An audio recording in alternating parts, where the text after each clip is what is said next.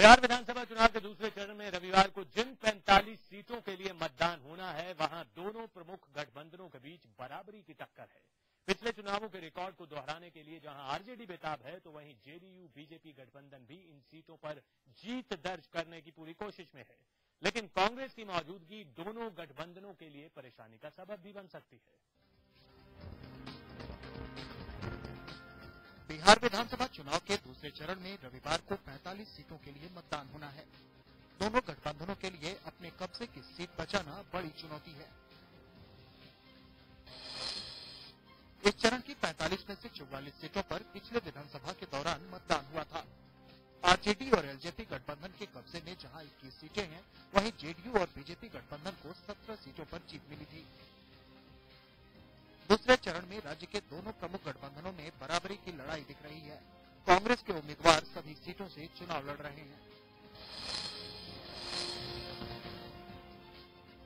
आंकड़ों पर गौर किया जाए तो मुजफ्फरपुर के जिन 11 सीटों पर दूसरे चरण में मतदान होना है, उनमें सबसे ज्यादा जेडीयू की 6 सीटें हैं, जबकि आरजेडी 3 और बीजेपी 1 सीट पर काबिज है।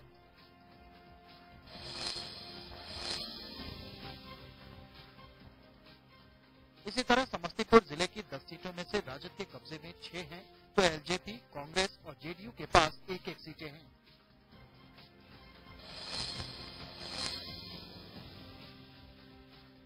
सीतामढ़ी और शिवहर जिले की कुल 9 सीटों में से आरजेडी के पास 4 और एलजेपी के पास 1 सीट है, तो बीजेपी और जेडीयू के पास 2-2 सीटें हैं।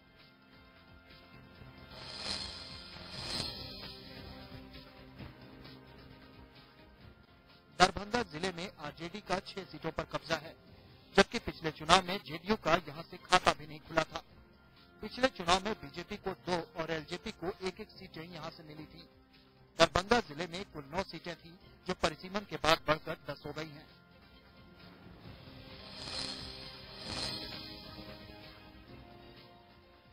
पूर्वी चंपारण जिले के जिन 5 विधानसभा क्षेत्रों में दूसरे चरण में चुनाव होना है, वहां सुगौली, रक्सौल, ढाका